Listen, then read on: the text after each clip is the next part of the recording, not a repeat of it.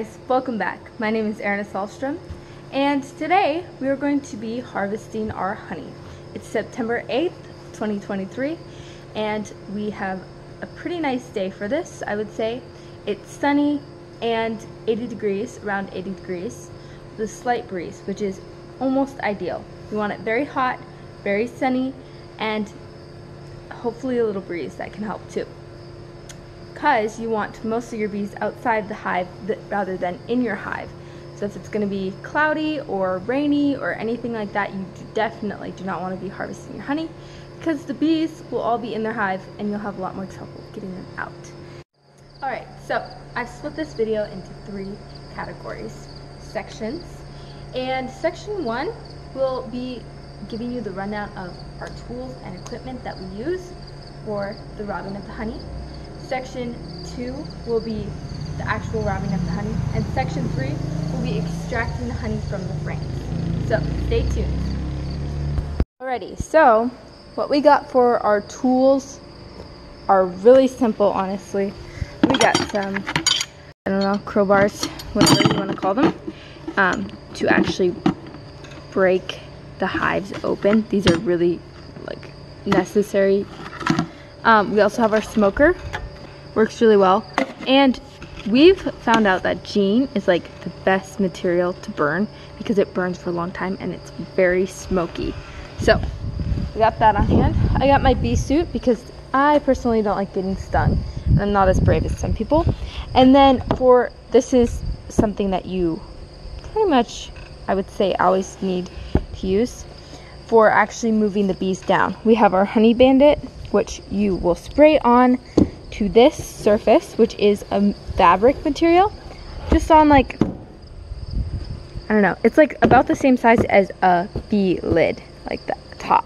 So just has this material. You spray this on, put it on the top, and the bees they hate the scent of this, and it moves them all down. And this is food grade. It's smells good even. Yeah, it's pretty great. Getting our smoker set up here. Beautiful. Perfect. I got some really ridiculous. I'm gonna spray our bandit. Hey, don't smoke them from the bottom. You gotta smoke them from the top. A decent amount of this on here. I like the smell of it. You can take it off the inner cover. Whoa. Okay, you ready, Erna?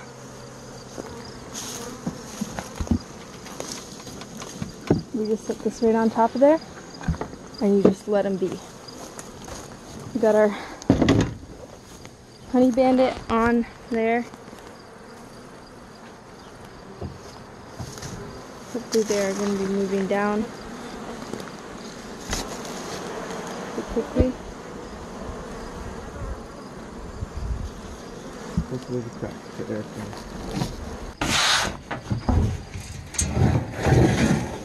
We have our lids to put on top of them. Then we have pans, which it has a little wax residue on there, but it's gonna hurt the honey. And we'll set our super right onto there. It seals the bottom, and then we'll put a top on the very top. So, I'm gonna peek in here. They're definitely clearing out pretty quick. And that is full of honey, so fantastic. In the meantime, as we just wait for those bees to move down, I'm going to start using this. Yeah.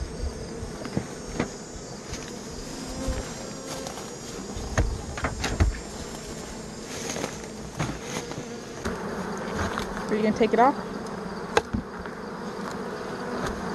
I'm standing. Whoa, dude. Look at that. Let's take a wax sample. This bottom one was really full. You could tell that we didn't get the top super on in time, so they started expanding and making it all over here. So get a little sample of that. We are now going to put the inner cover back on. and let these guys keep the rest of their honey for over the winter.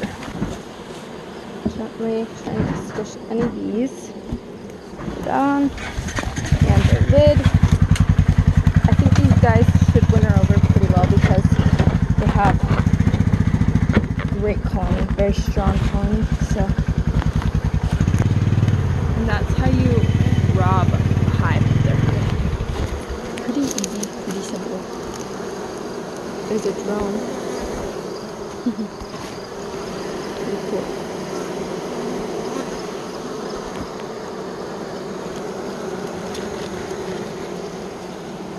A quick rundown of what we have. We use a hot knife thing. I don't even know what it's actually called, but pretty much this is what we use to take the caps off the honey.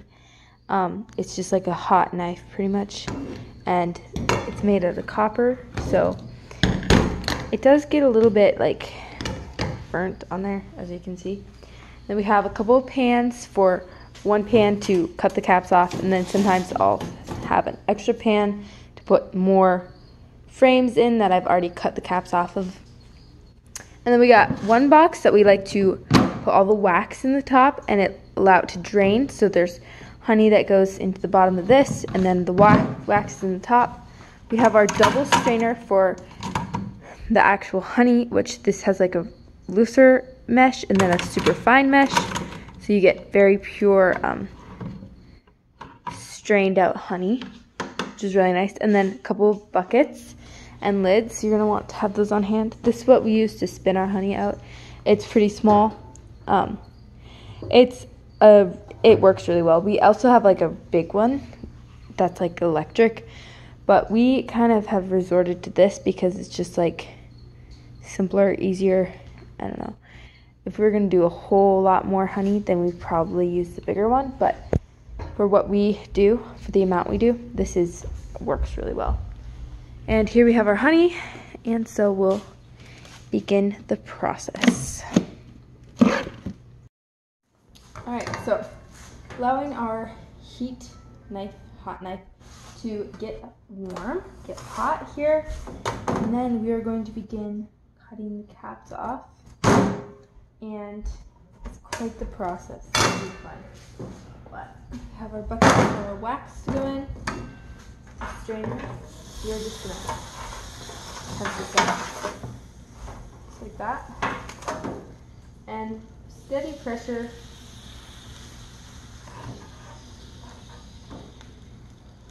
All the way down, dumping it as often as need be.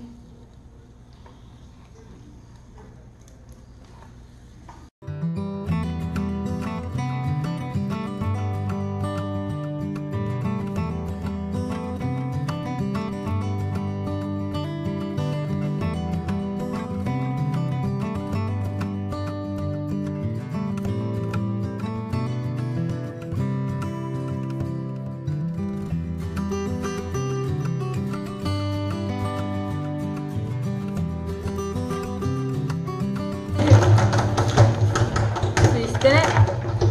Spin it.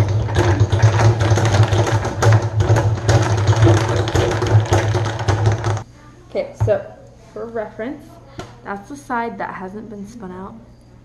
That's the side that has been spun out. So you can see pretty much all the honey is out of there. There's like a couple like little areas. Yeah, but it's fine. Elena just said she didn't know how to double it down. Instead of saying split in half. That's funny. Well, she doesn't know how to double it down. So then you flip it around. Poor Elena. Check. Do it again. Why? Each one. You're so cute. Spun out, not spun. Flip it around.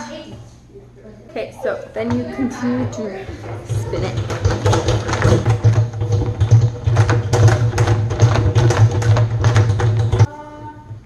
Let's see how well we got this spun out. Okay, they're so much lighter after you do this, which is a good sign. There's a couple like of the edges. Like if you can see here, there's still honey in the edges sometimes, but that's okay. either the bees will take that and use it, or you can scrape it out yourself. Pretty much just because I didn't take the caps off of them, like in this spot right here. Anyway, it all depends on what you plan to do with your frames.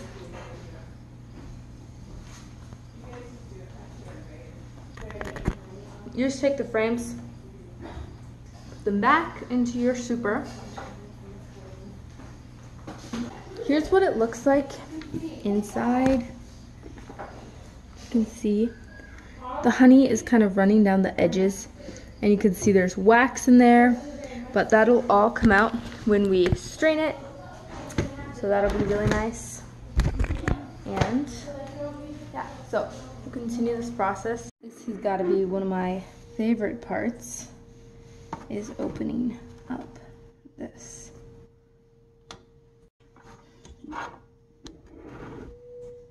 There we go. Now we just allow this to strain through, collecting all that wax and anything else. Pretty beautiful in my opinion.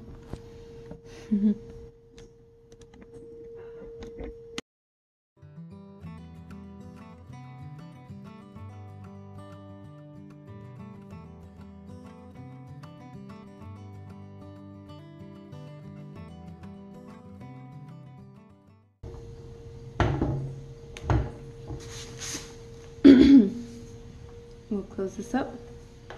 Get ready to spin it again here.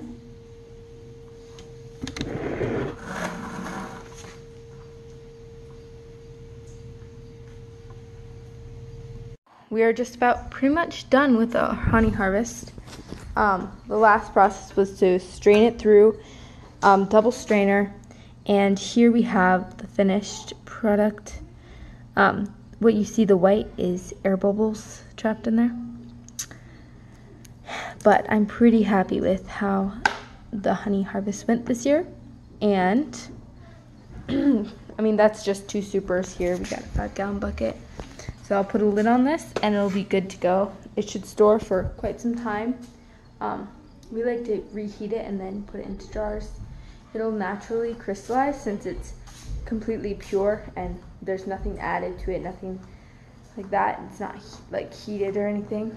I'm gonna weigh the honey, see how much we got here. So I have a refrigeration scale here. Set this right on there. This is about 52 pounds. So that's a pretty good amount, I would say, for like a super and a half about worth of honey off of 1 hive. So pretty happy with that.